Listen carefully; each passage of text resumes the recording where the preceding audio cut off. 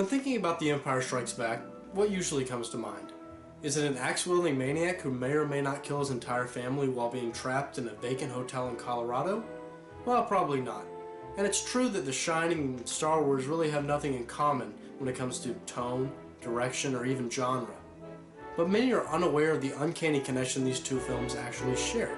Production of Stanley Kubrick's adaptation of Stephen King's novel The Shining was set to film for 100 days, ending its production within this allotted amount of time. However, based on Kubrick's strong will of perfection, production went overdue and shooting did not come to a close until the 250-day point, taking over twice as long as it should have. However, in January of 1979, an event occurred that nearly halted everything. Elstree Studios, an English film studio based in Hertfordshire, was the primary shooting location for The Shining. Elstree played host to most of the filming, as it was set up to replicate the interior of the Ahwahnee Hotel in Yosemite Park, California. Grand sets were constructed for The Shining per Stanley Kubrick's request, as he wanted to set up a natural hotel setting for the characters to move around and interact in. This process took over most of Elstree's space, some of the sets being built up to 70 feet tall and wide enough to cover multiple production stages. One night in late January, after shooting had supposedly already been wrapped for the day, a fire broke out of Elstree that ended up roaring through The Shining's lots.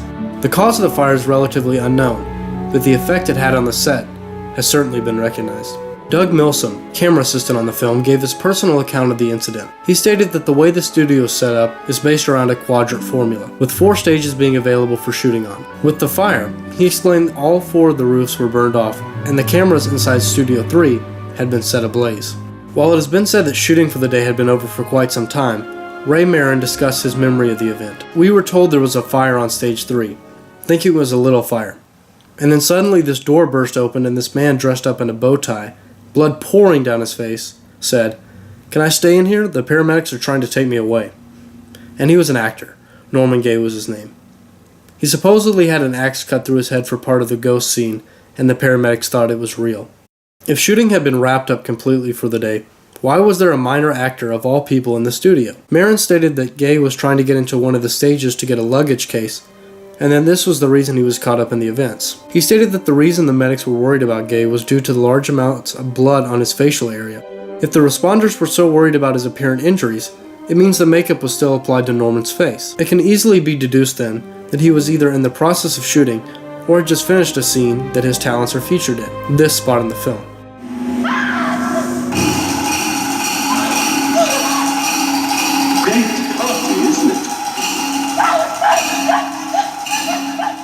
This easily contracts the idea that shooting had been over for hours, and that the cast and crew were absent.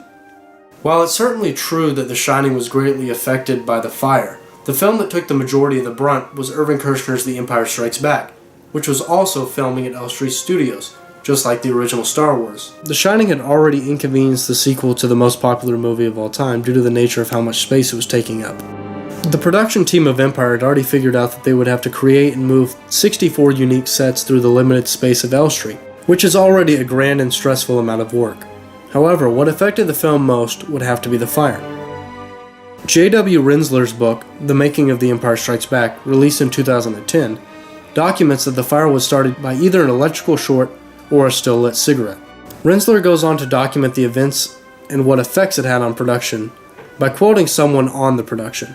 The cluttered driveways of the studio complex prevented the local fire department from getting its trucks in, and by morning the stage was a smoldering ruin. Its total loss meant a complete rescheduling almost on the eve of production, and because Kubrick had to revamp his set on another stage, virtually 2 sound stages were denied to Star Wars. Time-wise, it is doubtful the picture will ever recover.